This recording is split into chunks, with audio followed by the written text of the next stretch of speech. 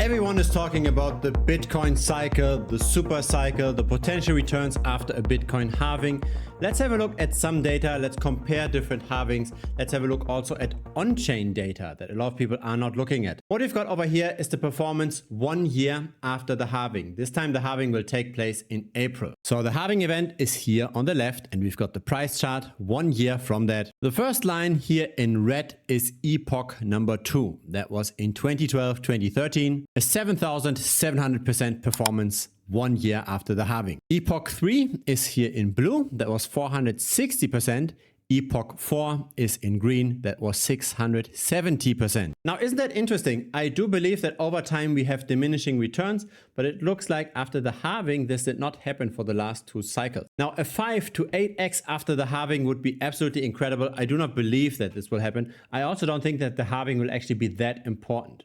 And that's because price is the result of supply and demand, and the halving simply just looks at the supply side. And the supply side isn't actually changing that much. The demand side is low. So here's Bitcoin's current inflation. This will be cut in half. So there will be 0.87% less Bitcoin per year hitting the market. But at the same time, we've got the Bitcoin ETF, and the purchases by that ETF scoop up 6.5% per annum every year. So the ETF demand is roughly 10 times as important compared to the halving event. Of course, there are psychological factors here as well, but still, I believe it's very important to watch those flows, to have a clean eye on whether or not we see our daily net inflows and how much the supply absorption will change over time. I am, by the way, making regular updates on this chart, so if you don't want to miss that, feel free to subscribe. I publish videos regularly. Now here's a chart that we cannot calculate for traditional finance. Here's a chart that we can only get from blockchain data by looking at individual transactions on the blockchain. And it shows us the Bitcoin in long-term holders' hands versus in short-term holders' hands. And even though the price of Bitcoin is rising pretty sharply recently, the next chart shows us how quickly we are currently rising. This is super important because the faster we are rising, the more potential leverage might be in the market and the more risky that rally could be. Have a look at the peak in 2017. The quarterly performance was at above 300%. That's here in yellow. That was peak bull market. We subsequently saw an 80% crash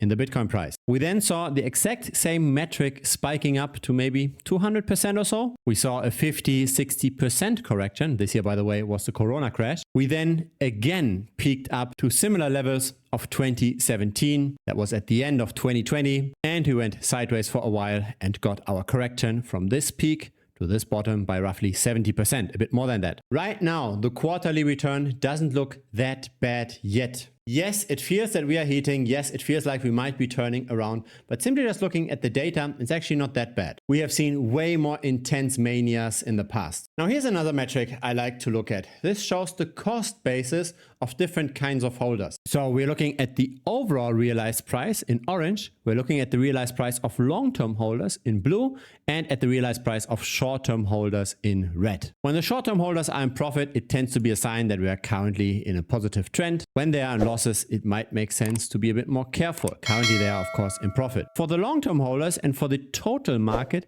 it might make sense to simply buy when everybody is underwater, right? This is what's indicated here by these purple bars. After the 2018 minor capitulation, after the Corona crash, and recently after FTX, that was when even the long-term holders were not in profit. And that's the ideal time to dollar cost average in heavily. This also shows us roughly what currently the risk in Bitcoin is. This line here is 20,000. So if things go really, really bad, we could go all the way down to that level. I'm not saying this is the likely scenario, but I am saying you have to adjust your portfolio accordingly, right? In case we do see these prices, you need to be able to take advantage of them. So it's better to also have some stocks on the side, maybe some cash. So in case we do see a crash, you have to be able to buy the dip. This video is sponsored by the premium membership. I never take any money from any crypto project. I never take any affiliate links from centralized exchanges. I never pump and dump coins. Instead, I offer valuable tutorials in the premium membership.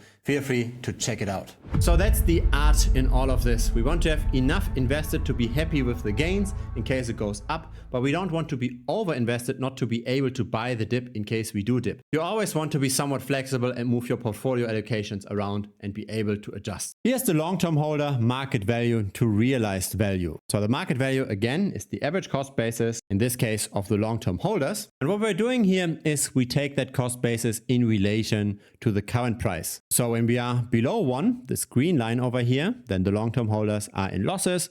When we are above 3.5, the long-term holders are massively in profit, right? On average by 250%. That's when we tend to be heated. And we are just entering this right now. We tended to peak even much higher than that, but still we are riding momentum from this point onwards. It's not anymore just cheap valuation. Now here's a central question I always ask myself. I'm always wondering, the people that tend to not sell, the people that tend to hold long-term, that have diamond hand, are they selling whenever the price is going up, and how much are they selling? Is there some kind of parallel we can draw to prior bull run? And the answer of course is yes. We see the long-term holders here in blue and the short-term holders here in red. So simply just the inverse. And the long-term holders tend to sell somewhat whenever we are really heated. The short-term holders tend to be the one that buy high and then potentially sell low. Or if they are wise, they turn into long-term holders and continue to dollar cost average in. Now we do see a bit of long-term holders selling, but it's nowhere near to what we've seen in the past. But there is a first trend of slight